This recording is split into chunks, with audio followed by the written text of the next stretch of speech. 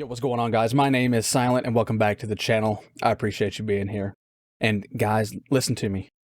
I've got something special for you today. Okay? I've got Metroid Prime 2 on the PC.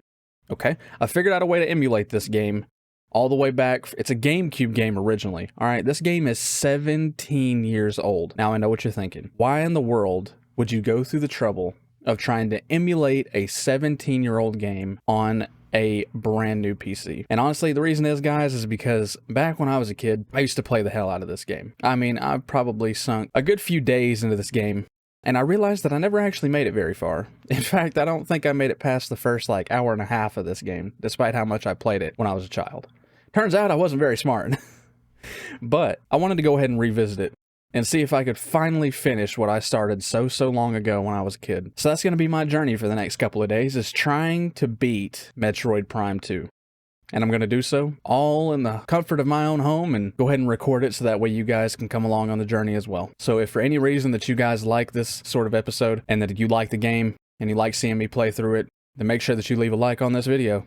You leave a comment down below and hit that subscribe button if you're new around here. I'd really appreciate it. All right. Anyways, guys, I'll see you in the next one. Without further ado, Metroid Prime. Mission file 02546. 8 days ago, contact with Galactic Federation Trooper Squad Bravo was lost. That was a mouthful. Contract agreement. Locate Federation troopers and render assistance. Data confirmation. Or data, depending on how you say it. Last transmission received from a rogue planet located in the Dasha region called Aether. Uploading last known coordinates now.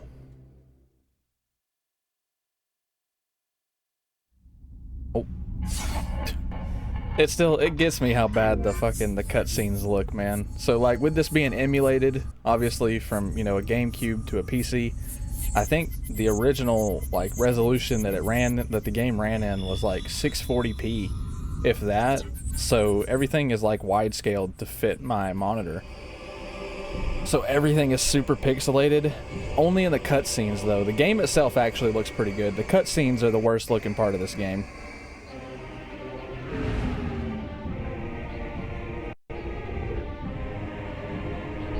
Still though, the cutscenes still don't look bad. You can just see a little bit more pixels than what you're probably used to. There's that nice little storm that we have no idea what's causing this. So basically, for those of you who don't know the backstory of this game, I'm not going to spoil anything for you. I'll just catch you up to basically what's going on right now. Basically, there's a crew of people that crash landed here. They sent out a distress signal. We're coming to come and help them.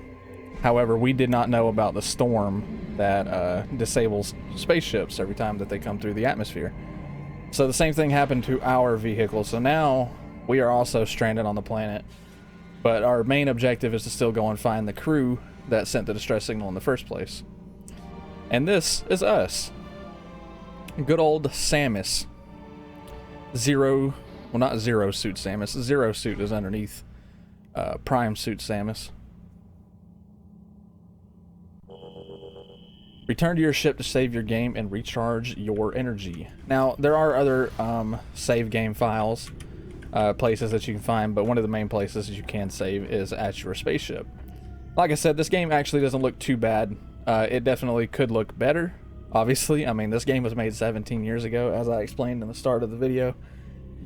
So things do look a little bit different, but this game is very nostalgic for me, so I appreciate you guys coming along on this journey with me. If you don't know much about this game, just kind of come along on the ride, because honestly, I don't know a whole lot about it either. I do know that this is one of those type games, much reminiscent of Bloodborne and the Souls series games, in that you have to progress further in the story in order to traverse further in the story, basically.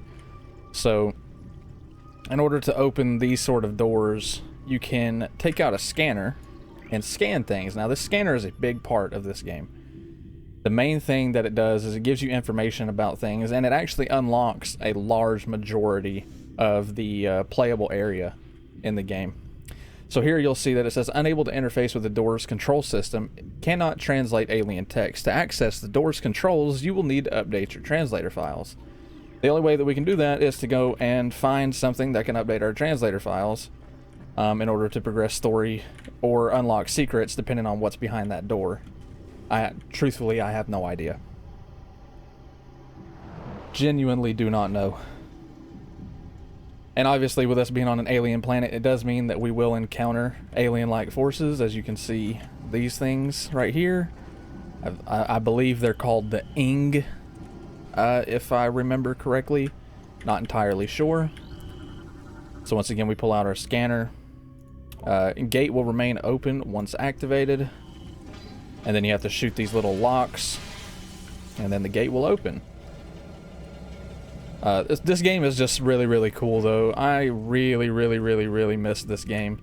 I'm so glad that I was finally able to find a way to emulate it on my PC. Because I've been wanting to play this game and actually beat it and see what the story and stuff was about ever since I was a kid. Because this has such a weird, just a unique game style, unlike anything that I've really seen before. I think this was actually one of the first-person shooter games that I, like, was able to get my hands on. This game holds a lot of value to me. It's very near and dear to my heart. I have downloaded the map for this area. Press 1. For those of you who don't know, the GameCube controllers were a fucking mess. They had buttons all over the damn thing. B, C, rotate, minus, and plus. Actually, I don't know if that's the GameCube controls or if this is the Wii controls. That seems like the Wii controls. Yeah, that's what that is. It's actually the Wii controls, because this is the Wii emulation. Did not mean to do that. That's great. Alright, well, we're back. Yeah, so here's like your first little encounter with like your first set of actual like hostile enemies. Not everything in this game is hostile, and these are the troops that kind of sent out that distress signal. You find that out a little bit later. I don't know the entire storyline of the game, obviously. I've never beat it. Never seen any spoilers towards the game either. Really, the presence of this game has been pretty, like, minor, so I'd be kind of shocked if any of you guys who are going to watch this video off the bat have ever even heard of this game. Well, you might have heard of it, but you've probably never actually seen it in action. But if you have, though, I'd like to see you guys comment and tell me what your experiences are with the game. Whether you've heard about it beforehand, always wanted to play it, or if you've this is brand new to you. So this was a big part of the game too. It has like pretty minor puzzles to it, but you know, as like a 7 to like 9-year-old kid, and with me not being the smartest kid of all, these little moments right here kind of scared the hell out of me. I was not a big zombies person when I was younger. Like, COD zombies scared me, and so these zombies, basically, I believe that's what they are. I mean, they're literally like dead soldiers rising back up, so they're quite literally a zombie. But this game's... oh, fuck, I didn't mean to do that. This game always scared me heavily. And so this was one of the biggest reasons why I never really got to experience the game for as much as I would have liked to. Not to mention, you know, the puzzles did get a little bit difficult sometimes because I wasn't the kind of kid to actually pay attention to what, you know, dialogue told me. Which turns out that's a big part of this game. You actually have to read a lot of stuff. And I was always the kid who would just, like, click through everything and try to get done as quickly as possible just to see, like, what new upgrades I could get, what new enemies I would fight, how hard they would be, etc. I think that's what makes this game so unique is that, I mean, you can play it like that, but you'll have a little bit of a harder time, whereas if you just pay attention and listen to what the game is telling you, you'll be much better off, I mean.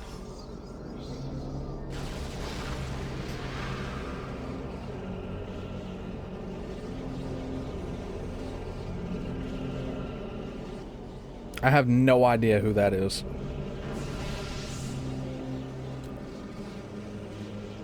Not a fucking clue, mate. I do know that's Bright, though. Like, I don't know if that's, like, the evil version of me, or if that's the... if that's, like, somebody else who got to the planet before me, who's trying to do the same mission as me, and we're just, like, conflicting bounty hunters, basically trying to go for the prize, or like what? I don't know. I don't have a clue. Seems like they would be an evil person, but at the same time, what the fuck are they doing? Like, why are they putting webbing, electricity, whatever the fuck that is, on the wall? What does that have to do there? Like, I don't know, this game has always confused me. The cutscenes don't make us like a lick of fucking sense sometimes. Specifically this one.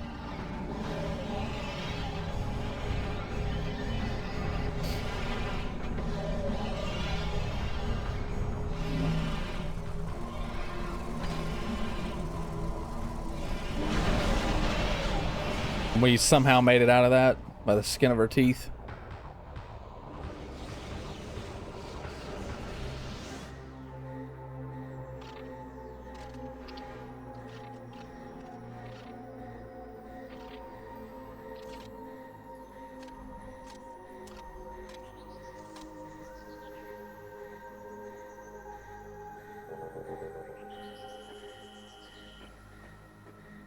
Chozo battle suit. Oh yeah, this is I forget that when we go through that, it actually takes away a lot of our abilities. Like before we went through that, you know, we had the little balls that we could drop that would explode. Well, we can't do that anymore when we're in this form. Also, going through these holes are a bitch on mouse and keyboard. But we can't do that anymore. We've basically been reverted back to just a basic suit, and we have to go and get our upgrades back through a series of boss fights. Shocker, right? That we have to do it through boss fights. How the bosses get a hold of our upgrades, I have no idea. I guess it just like fucking, it's like Dragon Balls. You get one wish and it just disperses it around the world. Even though we didn't get to make our wish, but maybe we get to make that at the end of the game. Who knows? I'm gonna try to do this deathless also. I know that that's kind of asking a lot, because this game, it's actually pretty easy to die. We haven't gone against any like genuinely hard enemies just yet, but the enemies do get harder as time goes on, and it does get a little bit hairy in some situations from what I can remember. I mean, I'm better at video games now since I was a kid, so I might be able to pull some, you know, a deathless run. But I also have like no experience of this game past the second boss. I don't even know what the third boss of this game looks like. And like, that's kind of how this game works. It works in stages based off of the boss that you have currently like fought.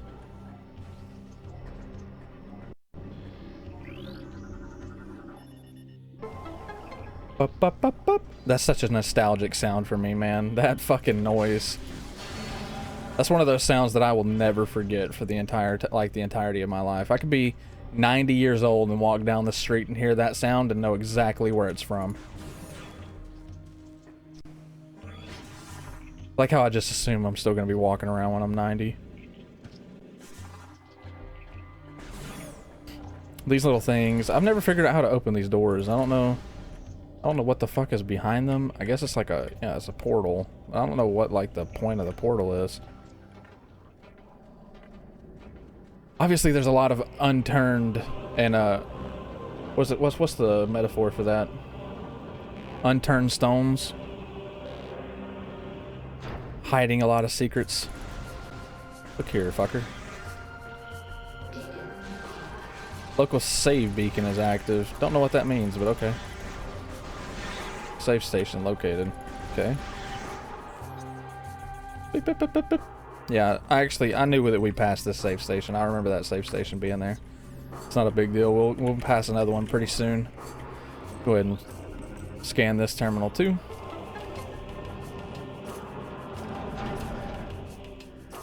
I've missed this game so much. Listen to that music. I fucking love that. Everything about this game, I absolutely love it. I love the way the game looks, how it feels. The fact that this was never actually made for PC is kind of crazy. That this was a GameCube only. game. Some gates will remain locked down to prevent future incursion by hostile forces. Yes, ma'am. I suppose those are the gates that you're talking about, huh? Well, see, you said something about, you know, preventing the incursion of hostile forces, but it seems like you initiated that one. It seemed like you're doing much of your job there, bud. God, that music, man. Oh, I love it. It sends chills up my fucking spine. It's just, it seems so stupid for something so simple like that to do that, but oh, I love it. This game is just so cool.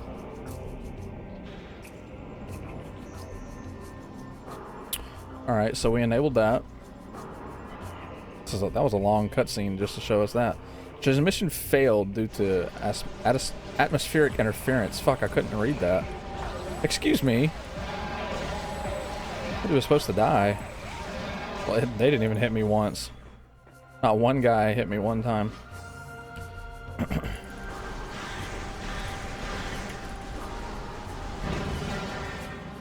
Nice. It gave me health even though I didn't need it. So another thing that this scanner does is that when you scan certain things, it gives you lore, so that way you can actually read into some backstory of what's going on in the grand scheme of things. However, although I am very interested in this game and like what's going on, I'm not super involved in the lore. Like, I'm not gonna sit here and read every bit of transferable data that you can find. There's another cutscene. This was my favorite cutscene of the game. I mean, granted, I've only seen like a handful of them, but this is hands down like the best cutscene to me, anyways.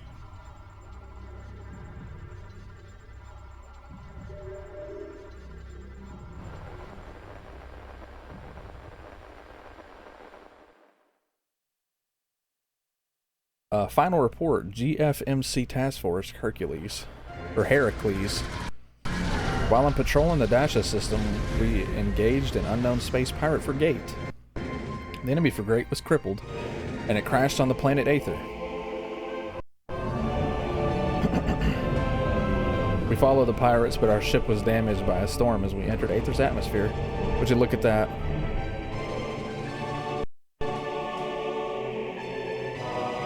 I like how they just kind of stuck there and vibrated a little bit. That was funny. Heavy magnetic activity during the storm disabled our comm systems. Upon landing, we split into two units. One to set up an ops base, the other... Couldn't read the rest of that. Each unit was doing fine, no problems. Until they appeared. Yeah, so that's one thing that you're gonna have to kind of, unfortunately, like, deal with. I've played this part of the game a few times on this emulator, and it lags every single time. I don't know why. But for whatever reason, I can't seem to work the kinks out of it for it to not lag. I guess that's just something that we all have to deal with, because it is lagging for me as well, and trust me, it's annoying for me also. But just for it to lag in the cutscenes is fine with me. To actually, as long as I get to experience the game fairly hitch-free, you know what I mean? Seems worth it.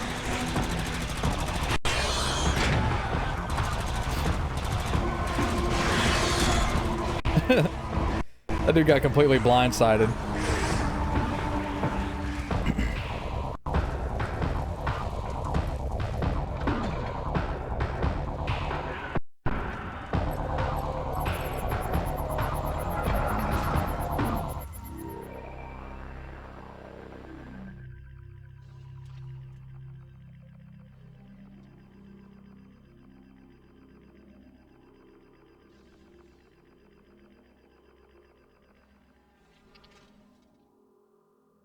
Alright, well, we now understand why everybody died.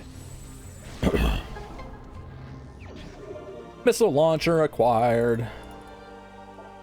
So yeah, obviously, you know, playing this as a kid, I know a good bit about where to go, what enemies I'm going to fight pretty soon in.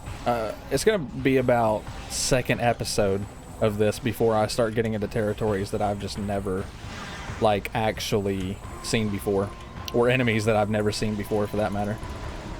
But it'll come because, like I said, I never really did get to play a lot. Well, you are fucking strong. Will you die? Jeez Louise, Papa Cheese.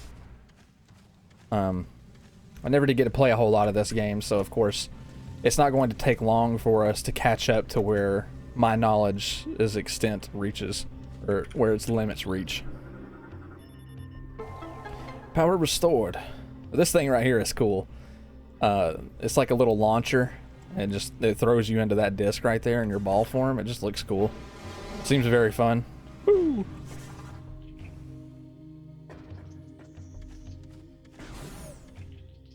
Very fun, it seems. It takes forever for those doors to open sometimes. I don't know if it's like, if that's how it's loading the... Whoa.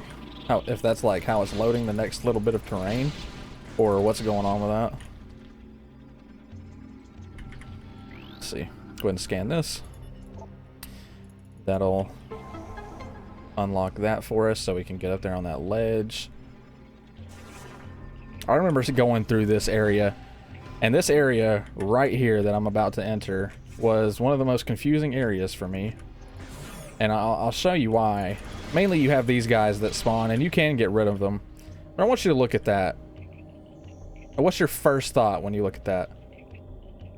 I guarantee you your first thought was not to do that. And the game will not tell you to do that unless you try to scan it. And if you, for whatever reason, you don't try to scan it, like me when I was a kid, who just didn't think about scanning random shit, the game just kind of tells you to, you know, go fuck yourself. And then also, there's this little pad here, but you need to kind of figure out how to unlock it. And you might have seen it as I was just spinning around there. It's right there. That right there took me fucking hours to figure out when I was a child. Just those two simple fucking steps in this one area. Hours. Not kidding. Hours. And I don't know how it takes an individual that long to figure out something so simple. But Jesus, man. I mean, it's no wonder that I didn't make it very far in this game, because I actually got frustrated quite a bit when I was a kid. I couldn't figure out where to go 99% of the time. Like, I was scared to play this game because I would get lost so often. And not to mention, the enemies did actually scare me too. So that didn't help.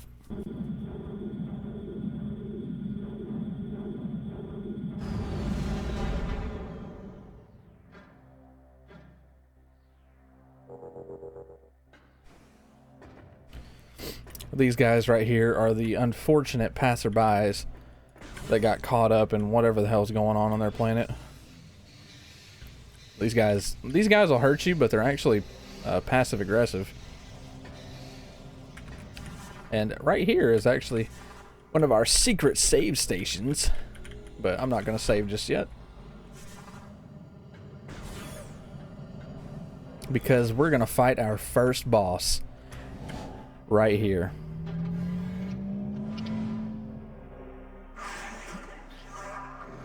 Now, funnily enough, when I was a kid, I don't actually remember much of fighting this guy. I remember this room, but I don't remember there being a boss in this area. But I mean, hey, I'm not complaining. With the way things go in this, I think we should be able to fight one boss an episode pretty much. Hopefully, anyways. If I can figure out where the fuck I'm going 99% of the time.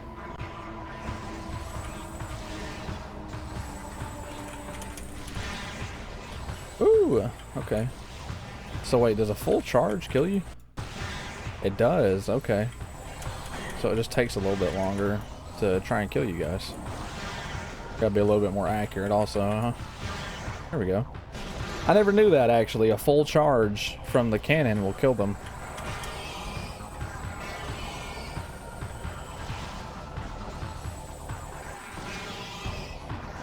So this right here is actually the mini boss. I think he has a second. Yeah, okay. I was about to say, I'm pretty sure he has a second stage. I don't know what that stuff is right there. No idea. But obviously it does turn them into this Dark Alpha Splinter. So I guess like he originally was the Alpha Splinter, so now he's the Dark Alpha Splinter. And thankfully he's not actually too hard to fight. I think that's why I don't remember him very much, because I don't think I had too much trouble actually killing him. Because he literally just has 2 attacks. He has that lunge and that spit attack, and that's literally his full set. That's the whole hand that he deals.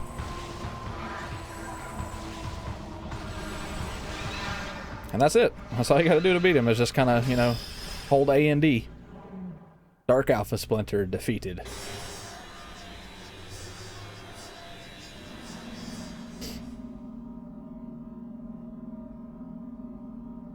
And then I don't remember if this is an upgrade or not that we get.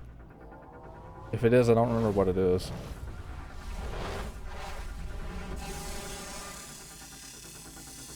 Well, it attached itself to our suit, so I would assume it's an upgrade. Unknown item acquired. Okay. Alien technology has bonded to armor systems. Threat scan complete. No negative impact on suit performance. Okay. Maybe we didn't get an upgrade then. I don't know. Do not remember what that was. Power. Okay, so we got another elevator. Upwards and onwards. Well, hopefully you guys do enjoy this series as much as I do. I mean, regardless of how good it does on the channel, I'm still going to play it from beginning to end for you guys, as long as I can continue to make these episodes like as smooth as possible. Hopefully one of these days I'll figure out how to fix the hitching issue. I might look up some videos on like how to Hey, it's the moth guy. I remember you. Moss, Sentinel of the Luminoth. Yeah, he's literally just like a fucking big ass moth guy. That's crazy. This is a cool guy, actually. I like him a lot. Please listen and hear our world's peril. I forgot what I was talking about a minute ago, so if you were interested, if you were invested in the conversation that we were having, I'm terribly sorry. Long ago, a cosmic object fell to our planet Aether, exploding with great force, and a rift was torn in time and space, and a strange power flowed over the world. Where once there was one Aether, there were now 2, one of light and one of the shadow, each existing in its own dimension. Okay. It was the end of peace on Aether, for a new race was born that day on the dark world, one filled with hate and terrible power. They are the Ing. Okay, yeah, so I was right. I do remember what they were called. That's fucking wild.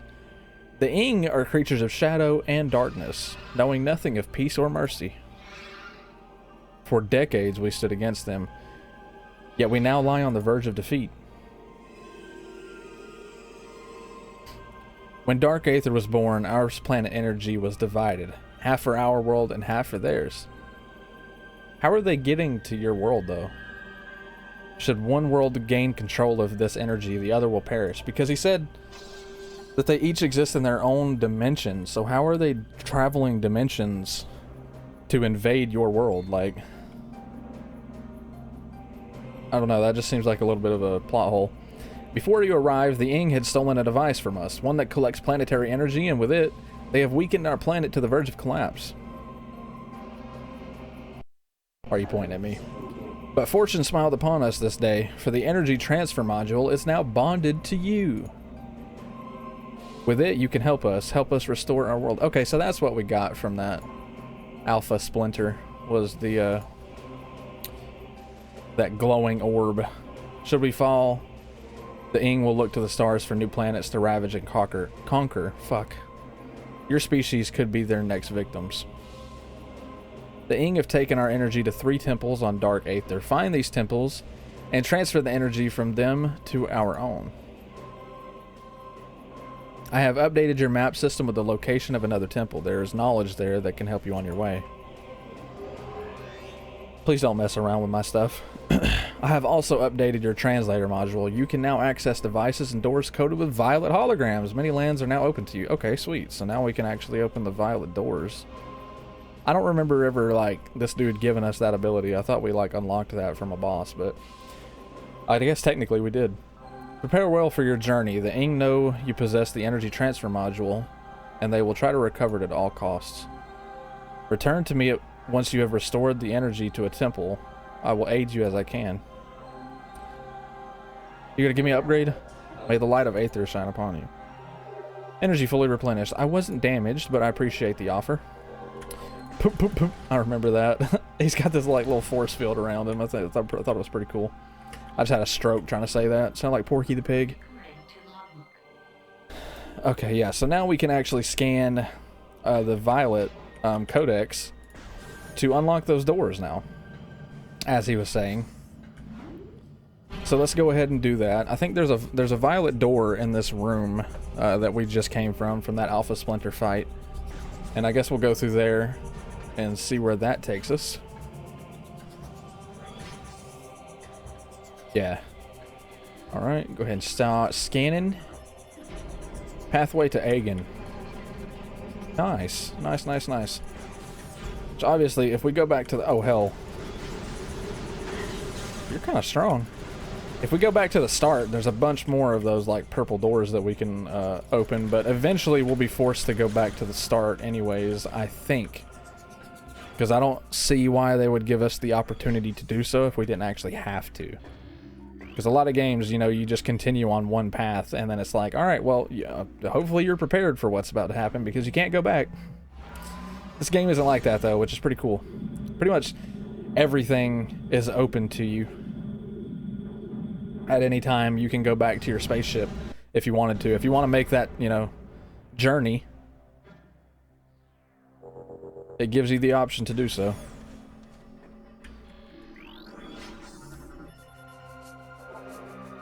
May you find enlightenment and peace. Nice. Appreciate you. Yeah, so, okay, yeah, so now we can unlock a few secrets now that we're back in this area. Because that red door there, you can actually blow that up with your rockets. I think you can actually shoot this stuff and it not infect them. Yeah. Get wrecked. Uh-oh. Noob. You don't actually want that stuff to touch them, because you don't really get like XP or anything from fighting harder enemies. So it's kind of useless to let it do so. Oh, is that more health? Oh, I thought there was just like more rockets in here, but that's an actual health capacity thing. Nice. Nice little energy tank. Give me that. I had no need for that. I had full rockets anyways. Let's see. Where are we going now? That's the question though. I'm kind of lost. How do we get up here? I guess we could jump if we could get on top of that, but I think you have to come back through this area when you have your double jump ability back. I think that's like one of the last things that you unlock though. I'm not sure. I guess let's go back and unlock as many of those purple doors as we can and see what we find. Yeah, there we go. I think this is the main purple door that we actually had to scan to continue with the story, so we'll just go ahead and do that.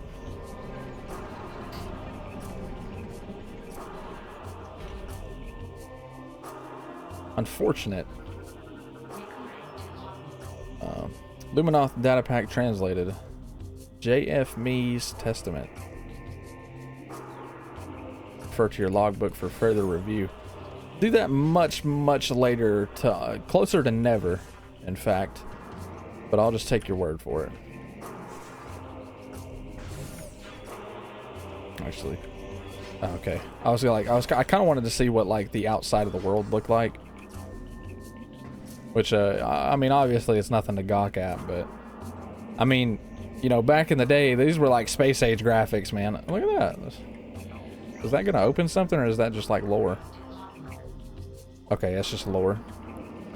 Oh, needed to keep you out. Elevator system online. Nice. Hey, we get more rockets too. Missile expansion acquired.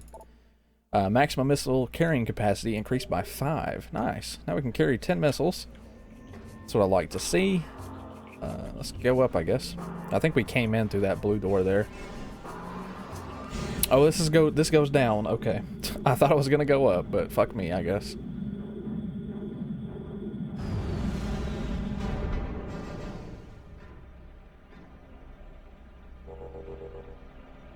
Ooh, I think I remember this room. Yeah, we're in the sand biome now. I call it a biome like it's fucking Minecraft, but the sand area. I remember this sand area. This was pretty much one of the last areas that I played as a kid. So basically speaking, once we get past this area, I don't have much knowledge on what we're gonna see past this like sandy area. The Aegon Wastes. Yeah, past this place. So I've got to get up there. No problem. If I'll, you know, quit lagging one of these days. I'll stand here for a second, let the textures load in, I guess. Okay. Kind of forgot about you. Oh, yeah, that's right. The fucking... I think the boss is one of these big-ass worms. Where'd he go? Alright, you know what? Just stay back. I'm warning you. I still love that noise, man. I'm gonna make that my ringtone one of these days. That would actually make a pretty cool ringtone. And we got a save station, too. Nice. Do you want to save? Yes, I do. Saving in progress. Please do not touch the power button or reset. Game has been saved. Energy fully replenished.